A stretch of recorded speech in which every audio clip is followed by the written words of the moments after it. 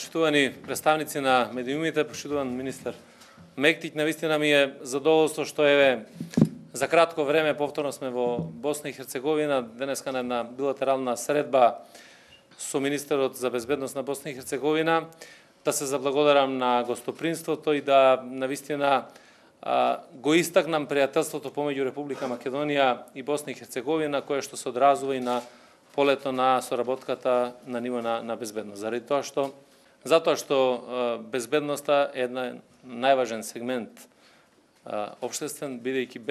безбедност немаме ни добра економија, ни добра меѓународна соработка. Посебно ми е задоволство што пред неколку дена имав можност да го потпишам договорот за взаемно признавање на возачките дозволи со вашиот министер за транспорт Јуско, а исто така и да најавам дека наскоро ќе потпишеме и договор за влез во Република Македонија и во Босна и Херцеговина на нашите државјани само со лична карта, што е уште еден доказ за јакнење на нашето партнерство и пријателство. Денешната средба беше исклучително важна за да ја зајакнеме нашата билатерална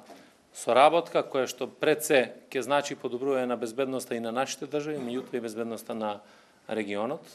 Ќе издвојам неколку теми за кои што разговаравме и се договоривме оперативно како да действуваме во наредниот период. Имајќи во предвид дека имаме подпишани многу меморандуми за соработка и договори за соработка помеѓу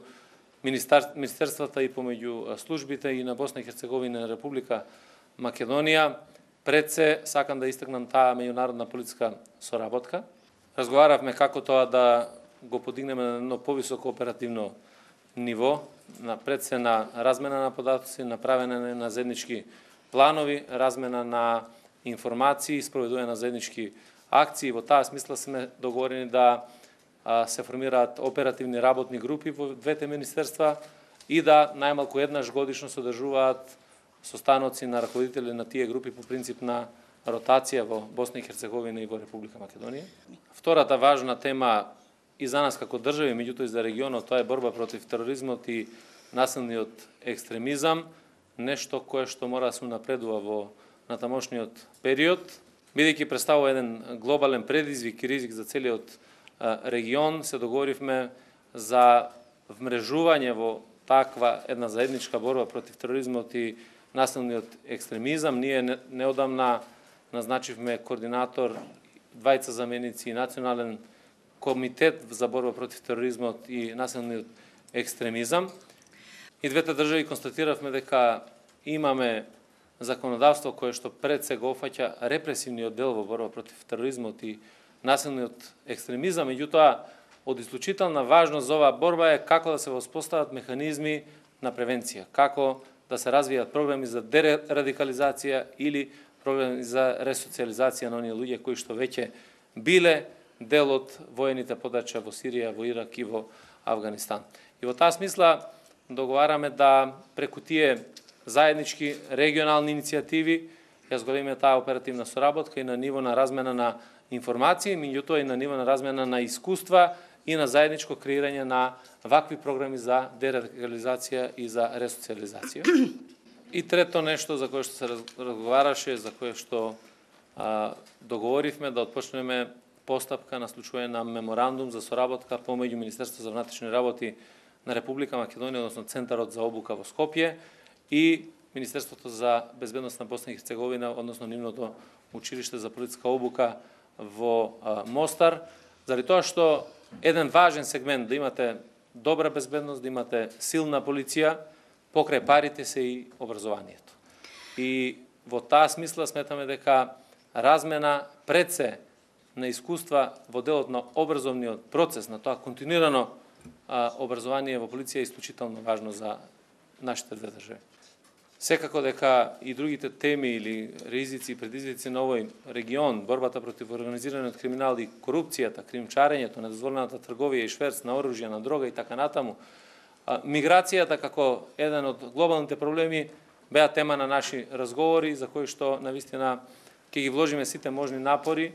да си помогнеме едни на други и да бидеме дел од таа глобална борба против овие сериозни ризици и предизвици кои што ги имаме. Благодарам. Добро, јас навистина следам и тоа што се случува во регионот и знаете, најлесно е во политичките препукувања на политичките партии да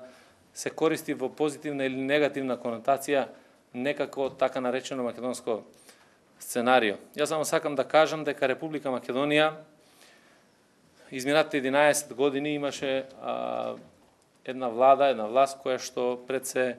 ги злоупотребуваше човековите права и слободи во Република Македонија, владееше прилично многу криминално и корупцијски, и тогашната опозиција, денешната влада во Република Македонија беше дел од една битка против едни вакви постапки во Република Македонија. Ние се сеќавате дека во Македонија се откри невиден скандал на прислушување на луѓе, и тоа огромен број на луѓе, и тоа допринесе Македонија да има политичка криза. Излезот од таа политичка криза беше на демократски начин. Преку избори, кои што се одржаа на 11 декември 2016 година, благодарение на изјаснувањето на граѓаните на Република Македонија, а тие избори ги спроведе една техничка влада која што беше составена од сите политички партии, како резултат на договор на таа политичка криза, ние имаме нова реалност во Република Македонија, имаме нова влада која што е демократски ориентирана, влада која што е реформски ориентирана, влада која што е насочена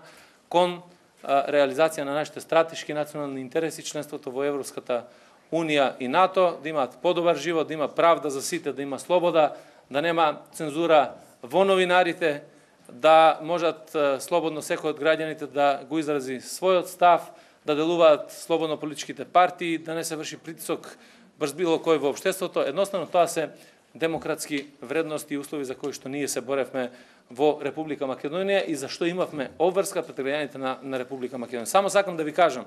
дека оваа битка која што ја водевме во Република Македонија за слобода, за правда и за демократија има